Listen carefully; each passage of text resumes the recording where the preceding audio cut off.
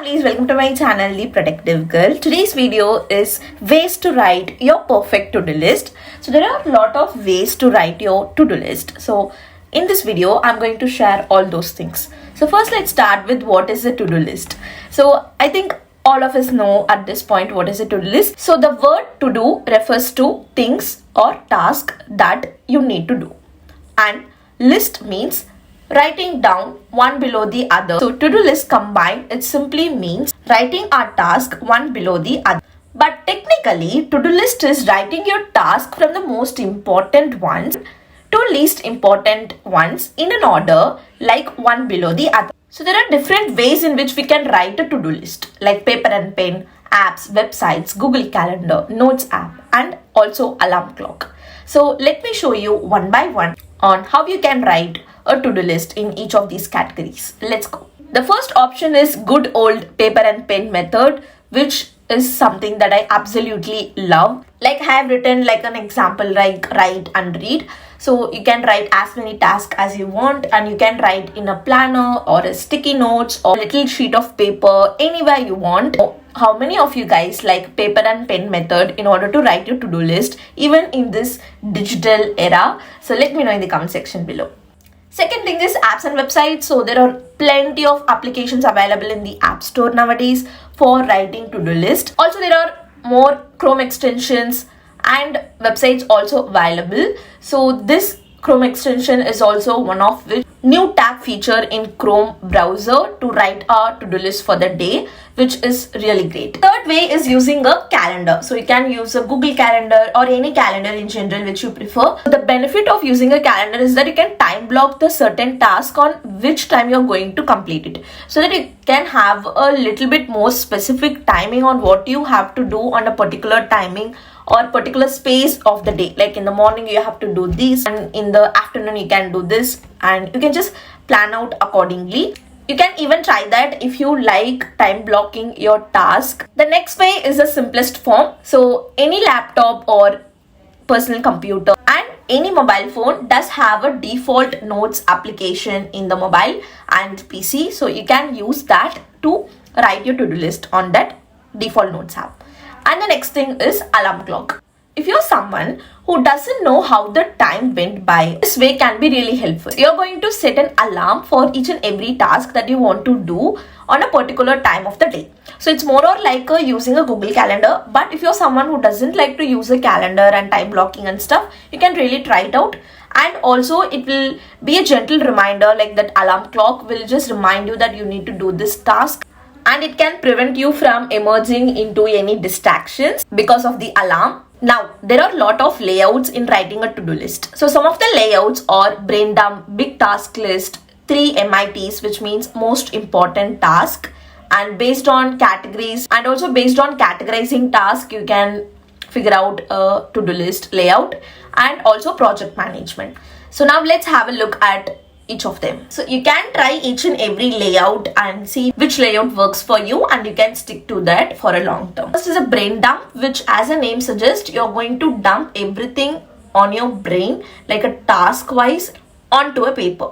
So write whatever you have in your head, pour it out in a sheet of paper.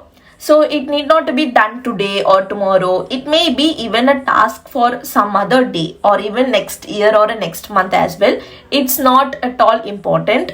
Just write whatever you have in your head onto a paper, but just pour it down everything. You just dump everything in your brain, and then you can revise and review those brain dump list and pick something that you can do today or tomorrow, and you can schedule it for further weeks and months. It's totally your wish. So it will be really helpful if you're really overwhelmed with lot of tasks, or if you're someone who's juggling a lot of things in your life.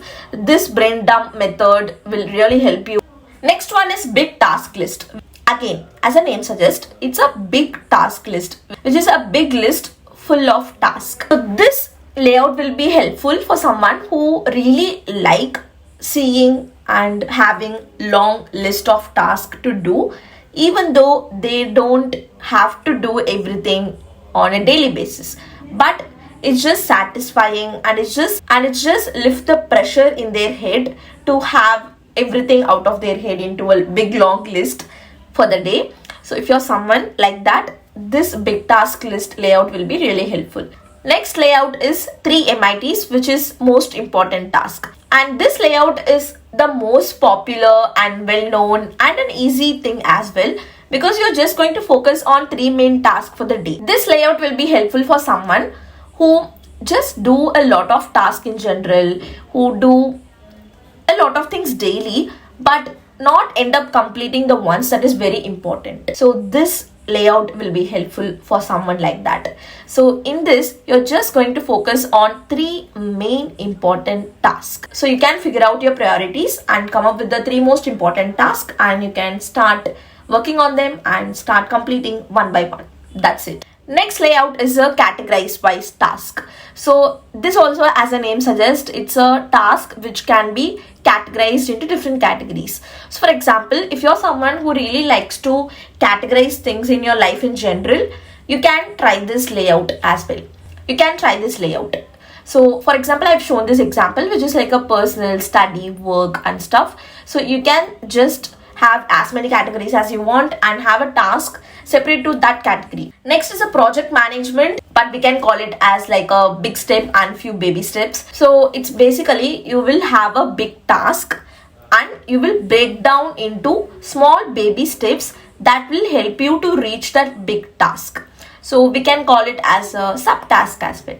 So this project management layout will be helpful for someone gets overwhelmed just by looking at one to-do list, okay? And with that overwhelm itself, you procrastinate to do that particular task.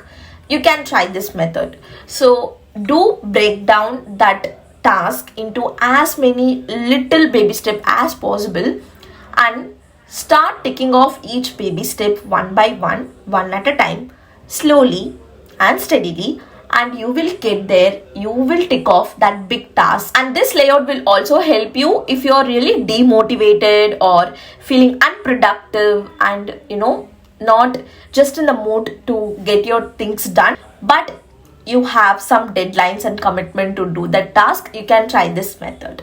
Now next question is how to write a to-do list. So I have already made a video on how to write a simple to-do list. You can check that video. The ticking off part is a very satisfying and rewarding experience for us.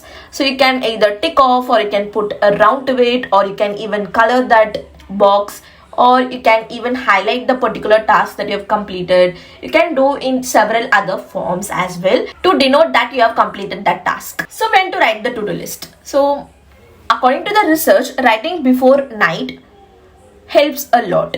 But if you're someone who feels like before night is not okay for you, you can definitely write in the morning as well. Like as soon as you wake up and get freshen up, you can take your planner or notebook or a piece of paper and start planning your day and write your to-do list. Okay, let's classify to-do list into paper pen planning and digital planning. So I'm going to give you variety of options in each of the category so that you can pick which one you like, or you can even experiment each and everything in the main concept that you like and just stick it with that in a long term. So first, let's start with paper and pen plan. So in this category, we have papers, bullet journals, diary, planners, notebooks, and to-do list notepads and sticky notes.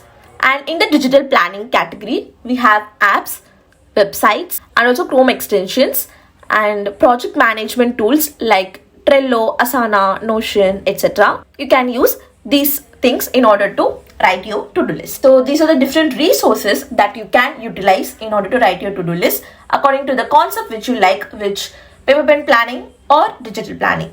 Totally your wish.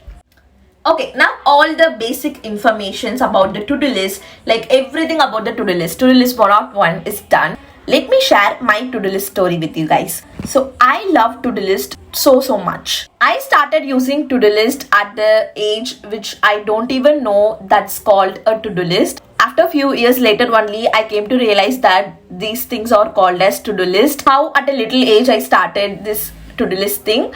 And also, so when it comes to paper versus digital planning, to be honest, I use both, but I mostly prefer paper planning because that's what I like, I love, and I feel the most productive with. Yeah, that's it for today's video. Let me know how you guys like this video. So let me know what you guys think about this video in the comment section below. And also let me know what is your to-do list story in the comment section below. I would love to read that.